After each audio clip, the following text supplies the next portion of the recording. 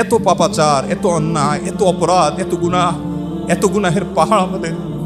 এগুলো মাথায় আসলে, এগুলো মনে আসলে চোখের পানি না ফেলে থাকার কথা না। আমরা আল্লাহর কাছে, আল্লাহর ভয়ে রমাদান মাসের মতো অফার পাওয়ার পরেও চোখের পানি ফেলে আল্লাহর কাছে কাঁদার সুযোগ হয় না। এর সবচেয়ে বড় কারণ হলো আমরা আমাদের নিজেদের অবস্থান সম্পর্কে ওয়াকিফ হাল না। আমরা জানি না যে আমরা নিজেরা কত বড় পাপিষ্ঠ, কত অপরাধ হয়ে আছে, কত মামলার আসামি হয়ে আছি। আল্লাহর কাঠগড়ায় আমার বিরুদ্ধে কত শত, কত সহস্র মামলা জানে উঠবে। সেদিন কোনো রক্ষাকারী কেউ থাকবে না। দুনিয়াতে সুযোগ আছে সেই মামলাগুলোকে ডিসমিস করে যাওয়ার। অনেক হতভাগা আছে, অনেক হতভাগা আছে। গোটা রমাদান জুড়ে অনেক ইবাদত করেছেন মাশাআল্লাহ।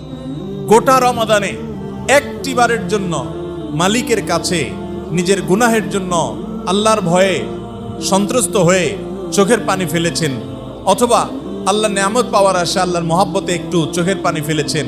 এরকম মানুষের সংখ্যা আমাদের সমাজে একেবারেই কম। মুহতারাম হাজিরিন, রমাদান এলে আল্লাহ তাআলা অনেক মানুষকে মাফ করেন, সাধারণ ক্ষমা ঘোষণা করেন।